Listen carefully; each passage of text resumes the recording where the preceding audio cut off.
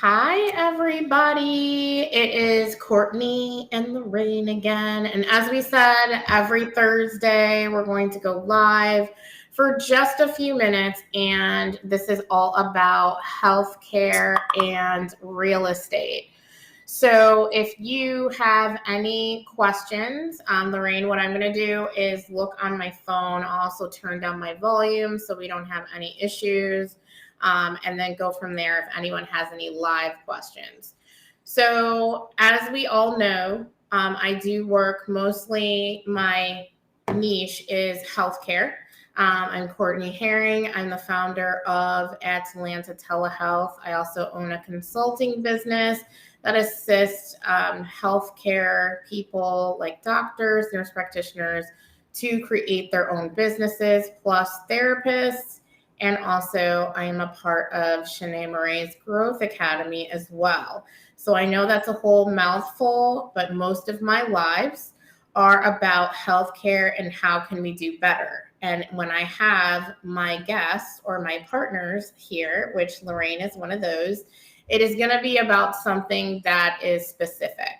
So Lorraine, go ahead and introduce yourself, and then we'll go from there. Yeah, no problem. I am Lorraine Beato, and I am a real estate consultant, realtor here in Metro Atlanta. And Courtney and I met a couple of years ago. I work with buyers, sellers, investors. I'm also an investor myself. And one other thing, I'm actually an author of a book because I'm really passionate about teaching real estate agents how to invest in the product that they sell every day and plan for retirement. Because most real estate agents are only as good as their last check. And there's no one out there telling them like, hey, go set up a 401k, right? So that's my other really great passion, and my book's on Amazon. And yeah, thanks for having me, Courtney. I really appreciate it. Yes, and the main thing and the reason why, Lorraine is very important is because when we are actually creating private practices, a lot of healthcare providers who can own practices are not really sure how to go about finding that special place and really understanding what does that property look like, how can we make it work for us or them. And that is super, super important. The space that you are in is everything. I will say, if you look at one of my posts yesterday, actually today, Lorraine, I don't know if you saw, but that one pain doctor's office, phenomenal. He's a pain doctor. His name is Dr. Marshall. He's here in Fayetteville, Georgia. So check him out. He's regenerative Spain and spine specialist. So check him out. So I want to give him a shout out. Yeah, he's got a great space. Right? Whoever designed it. Right? It's super pretty. It's super pretty. It really is. So anyways, by the way, so today's topic is going to be single family residential. So what does that mean, Lorraine, for some of us that don't understand what that is? Yeah, it's so I was just talking to Courtney. She's like, freestanding buildings. I'm like, I said residential real estate, like your home. It's a single family for the most part is what I deal in. But you've got your condos, your townhomes that fall into that category. Anything that is, I was gonna say anything under 4 units is not commercial. It's considered residential. And so, I've worked with a handful of doctors. I would love to work with some more. And it's finding that space that's their, zen that they come home to at the end of the day, whether they're, working in the hospitals or the OR or their practice, and they've been seeing patients all day, and that special place, that zen place that they can come home to, at the end of the day. And a lot of the factors that we generally take into consideration is, what's their lifestyle, where they want to be, how close do they have to be to their practice or their hospital? Do they have children? Do they not have children? And, where do they live their life, right? Where do they like to, here we go. Where do they like to, hang out, go to restaurants, meet friends? sports activities if they have children. So we take all of that into account when we start, the search. Mm-hmm. So with that, obviously schools are so important. Again, like entertainment, things like that. So Lorraine is actually in Atlanta. So I'll just what is your opinion? So since you know this terrain like really, really well, can you kind of describe Atlanta, and then some people can probably figure out maybe what their city might kind of look like or what they're looking for in real estate, residential, or single family.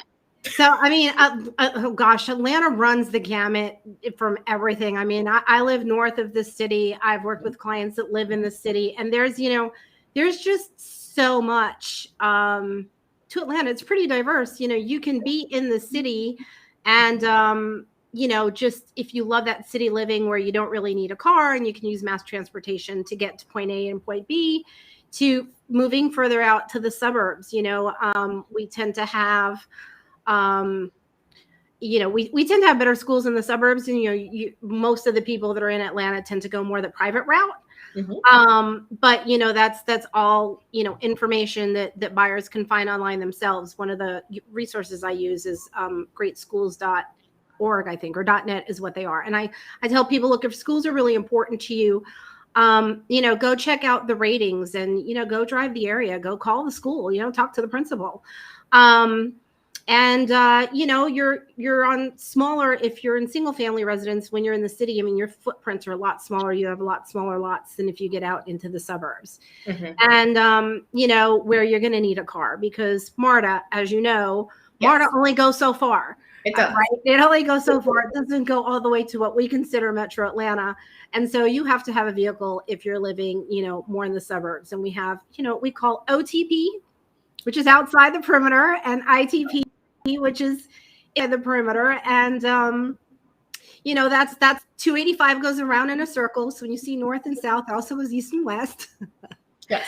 And everything inside 285 is ITP, as we like to call it, inside the perimeter, and OTP is outside the perimeter.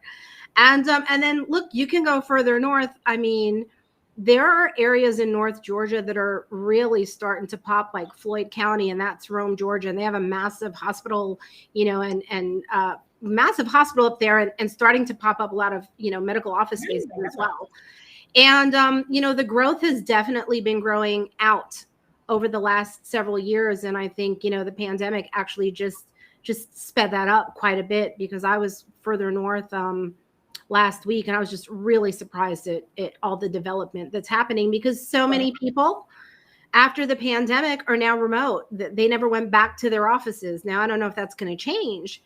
And so even, I've got some, my current client now, I mean, she works for a hospital. She works for Northside Forsyth.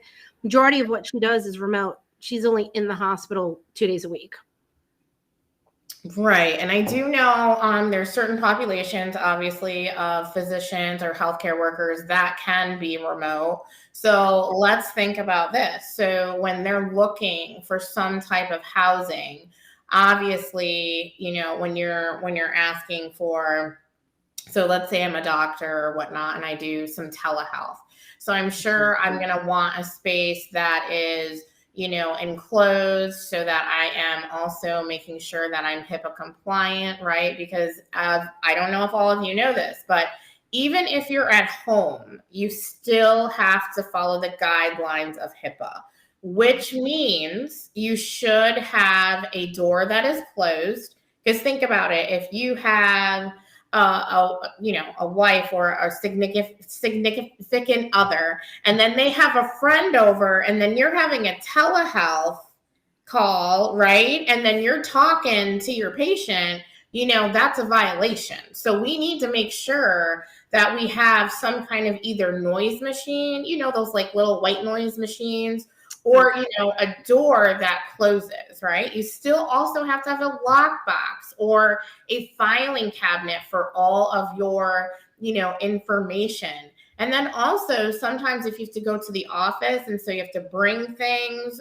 or documents and then go home, I'm teaching you this too, Lorraine. Yeah, no, this is great because I didn't know any of this. So I'm always learning. That's what I tell everybody. Yeah, you're supposed to have also a lockbox in your car. Like, think about it, right? We don't want you to have an accident and then everybody's stuff is all over the highway, right? You want to make sure it's locked up. It's in your trunk normally. That's what I was taught as a social worker. And, you literally move from one area to the next and not just like papers all over the place. So if I wanted to live, I would say in the city limits, what would my possible residential area or home like kind of look like? What would you suggest? Well, this is kind of where we get into compliance on my side, right? Yes. I can't tell someone where they want to go live. That becomes steering. What I tell people generally is, generally most people know where they want to be, but I did have a client a couple of years ago who was like all over the map. And what I told, like, he was in 3 different counties. In like a 50-mile radius. And I finally said to him, I said, look, where do you, like I said earlier, where are your friends? He was a young guy. Like, where are your friends? Where do you like to hang out? Where do you like to go eat? How close do you need to be to work? And he didn't, because he worked from home. Sure. And so I told him, get in the car and go drive the areas. Like, go drive a couple of the cities, go after work or go during the day if you can, go on the weekends. So you can get a really good feel for what those areas or those neighborhoods or subdivisions, we have subdivisions here in Atlanta,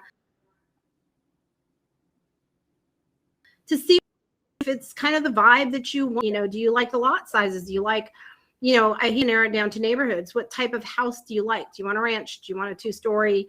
Do you want a brick? Do you want a new home? Do you want an old home? And so he then finally, after about 3 weekends, he narrowed down where he wanted to be. And so that's what I would advise people. Like I said, if you want more of the city living, then yes, I can tell you city living is this, or living in the suburbs. But as far as telling someone where to go live, that then kind of becomes a violation. But, I'm glad you're saying that, because I know that's you probably get some of those questions.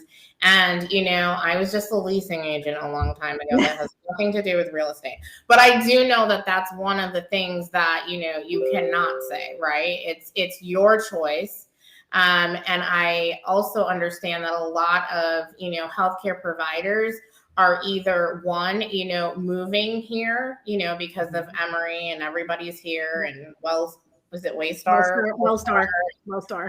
Choa, everybody's here. And it's just important to know that you have to have an agent that understands all of the facets. So how much time does it take for you to get to work? What does the commute look like?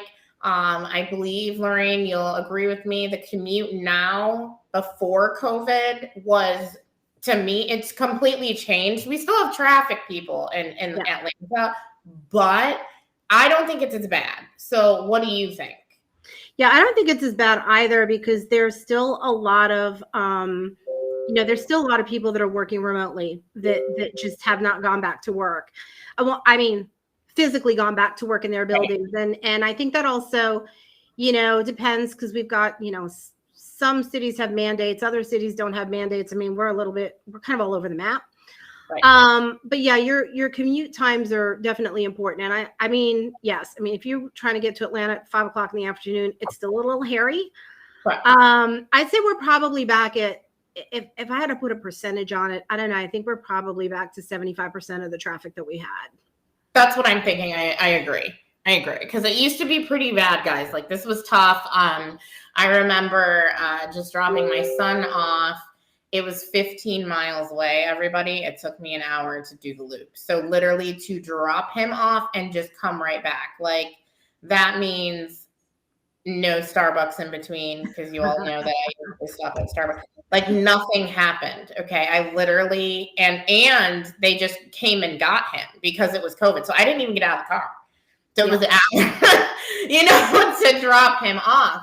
So, what's interesting is when I meet a new physician, and I say that to the area a lot of times that's what they're looking for. They're looking for, hey, where am I living? Where is my family going? And then how is the timing going to be, especially if I'm an emergency room physician or, I have to be at work at this certain time. And I think that it's just really important. There's certain people that you need in your life if you are a healthcare worker. And I'm going to name them. Number one is a realtor. Number two is some type of person who can lead you and walk you through how to build your practice. Number three, visibility. Y'all need to get on video. I'm not coming to your office if I don't know who you are. That is very odd at this point. Okay. You guys can get on video. Then number four, finances, not just a CPA, but I'm talking an analyst. What is the health of your practice? What are we looking at when you take insurance, right? Because that also goes right back to the real estate. Then what can you afford if you're going to go, right, also in your own private practice, or if you're going to work at the hospital? Those are things that all coincide. And then, the next thing is just being open-minded, and also having that welcoming, right, in your office or wherever you might be. It's very important. And a lot of people don't understand that it takes a lot of people to assist you in order for you to be successful. And that's why Lorraine and I are doing this every Thursday, so that people understand that it's not just, I want to open a private practice. It's not just, I want to work here or there. It's how and where am I going to live?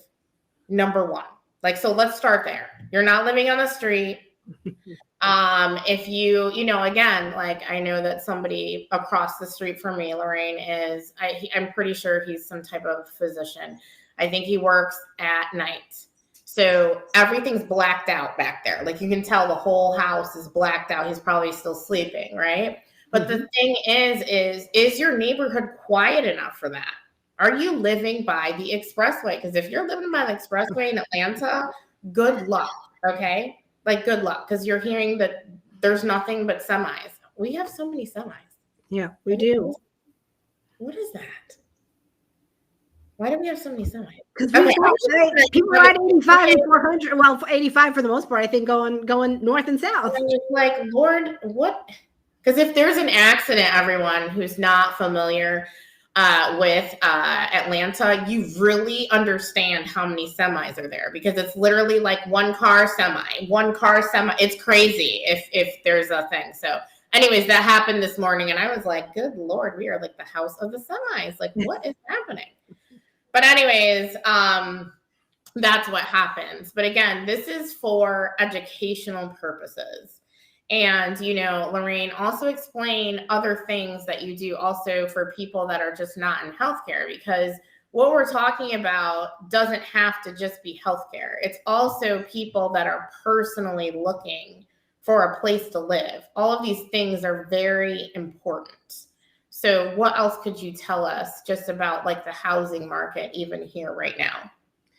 The housing market right now here is still crazy. Now, I have watched, traffic has slowed down a bit. It could be because school has also started. We're still having multiple offers. We're still in a seller's market, not as crazy as we were 3 months ago, where it's 45 offers on a property. But we're still getting multiple offers. Sellers are still getting list price or above list price. Mm-hmm. And, it's interesting times. People ask me all the time, what do I think the market's going to do? Some people think it's going to crash and we're having another 2008. Other people, are like, no. And so if I only had a crystal ball, right, is what I tell everybody. I'm kind of down the middle because, as an agent, I see that prices are still climbing. Again, not as crazy as they were. We're still getting multiple offers. But on the flip side, because I'm also an investor and I invest, I have a lot of my investors that are kind of waiting for the shoe to drop. And, we'll see what happens when the foreclosure moratorium ends at the end of this year. And I think we will see a change. I think we may come down some or we'll stabilize because, you know, it's still Atlanta. We still have a lot of people moving in, a lot of people relocating. We're still the Hollywood of the South, a lot of tech here, a lot of, you know, medical here, doctors, a lot of people still relocating in. Yes. And so I think it's really going to depend on the markets and certain, you know, pockets. So I think we'll see a correction. I think we'll know better come spring of next year. Okay. So yeah, well, that's good because since we're going to do this, you know, weekly, then also you guys can also have certain trends, right? So what we want to make sure is that people understand what's going on in real estate, what's going on in real estate in the state of Georgia. We are in Atlanta, but Lorraine can go anywhere in the state of Georgia. And the other thing is how does this relate not only to general individuals like myself, but also people in healthcare? How are you getting to and from work? Because that's a big deal here. Yeah. You know, I know that some other states or areas like where I'm from, so I'm going to shout out Rochester, New York. Y'all don't have traffic. I live there. It's only 15 minutes. Okay. My dad will tell you that he was in traffic for 3 hours. It was 15 minutes. Okay. So that is probably not an issue.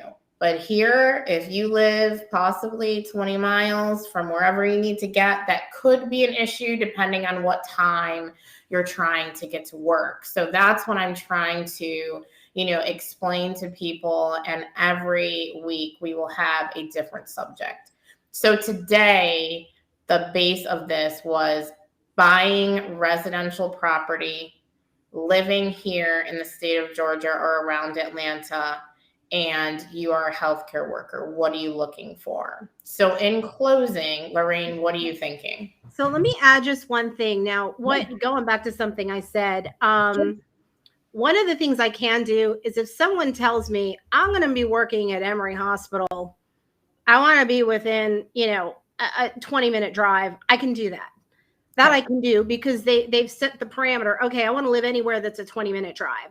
You know, or if I can do that. So just to clarify on that. Like that. And you know, girl, I used to commute to New York City. So yeah, the Atlanta traffic is as crazy as New York, driving into Manhattan. But you know, I think at the end of the day, a lot of people, you know, we have so much at our fingertips now, you know, with the internet, and there's a lot of resources out there that for the most part, people already have a general idea where they want to live. And if they don't, just start doing your homework online and take those things into account, whether you're a doctor or whether you're just a regular person relocating or in the tech industry. You know, what do you have now? What would you like to have? Of course, affordability is another one. So it is key to get with a great lender. And I have several that I work with, and really hone in and get pre-qualified so that you know what you qualify for. And, you know, I mean, I think that's a great place to start. Well, that shows really that you know your stuff, because the thing is that if I pick a realtor and then they don't really have lenders, then we have a whole other issue. And that's a problem, everyone. So you don't want to be doing all of that. That's like going to the, you know, I don't know, the dealer, and you have to go to the bank and get a car loan, right? So let's make sure that whoever you choose, which you should choose Lorraine, because she knows what she's doing and she knows the ins and outs of the city. So you're not going all over the place looking crazy. We want you to have at least some type of, you know, relaxation as you're looking for, you know, some place to stay, even though it's already, you know, stressful. But no, my job is to make it as smooth as possible. To just give you an example, I have a closing next week, and you know, we got the clear to close yesterday. It's like unheard of to get a clear to close. That means all your docs are done. You're through underwriting. You're ready to close. Like we could close tomorrow if they wanted to. And, you know, and that's key. And I know a lot of people like going online, and, you know, like you've got some of these big online companies. And just one thing to think about, right? Most real estate agents have their preferred lenders because we built that relationship and we know if we need to call them. and there's something that has to get done quickly, we can, and we'll get them in the evenings or the weekends. But just one thing with some of those online companies, if you ever decide that that's the route you want to go, find out what time zone they're in. Ooh. Because a couple of years ago, I had this happen. I was the listing agent, I had the sellers, and the buyers came to closing, and we had an issue, and they didn't have enough funds because they need to be certified funds, and we were waiting on the wire from the lender. Well, the lender was in Mountain Time, and they didn't realize that we were Eastern time. So they didn't send the wire on time. So this was a Friday at 5:00. And what happened? The wire didn't come on time. Technically, the property didn't close because that's how we work here in Georgia. The funds need to be there to have the actual closing. And so the poor buyers had all of their stuff on their moving truck and nowhere to go because they couldn't move into the property because it didn't close until Monday. Oh my. Wow. So just something else to kind of think about. And my client wouldn't give them possession, which I completely understand, wouldn't give them possession because if anything were to happen to their belongings, they wouldn't be covered through insurance. Correct. So and that was just something I hadn't encountered before. But yeah, they were, what's Mountain, 2 hours behind us. And so they're thinking they have all the time in the world. And we're like, yeah, no, it's, the feds are closed. Woo! Well, we have just learned what not to do because I would be super upset. That's what we'll say for today. Very upset if I messed up the time zone. So definitely don't do that. So let's meet back here again, Lorraine, at 3 p.m. Eastern time next Thursday. So I appreciate everyone watching and being here. Again, this will be normal schedule, and hope to see you soon. Lorraine, any closing thoughts?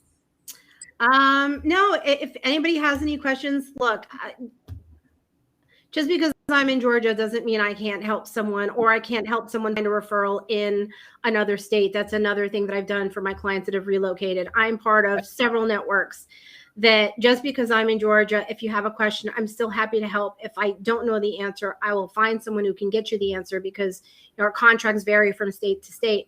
But I'm here as a resource, and I'm happy to help. Awesome. So again, Lorraine is on LinkedIn, Facebook, and anything else? Where can we find you? Instagram, and trying my hand at TikTok. So yes, she's everywhere. And then I'm on LinkedIn, Facebook, and you can also find me many places. Just go ahead and Google and something will come up. So I will see you guys all soon. And this is a good one. All right. Have a good day, everybody.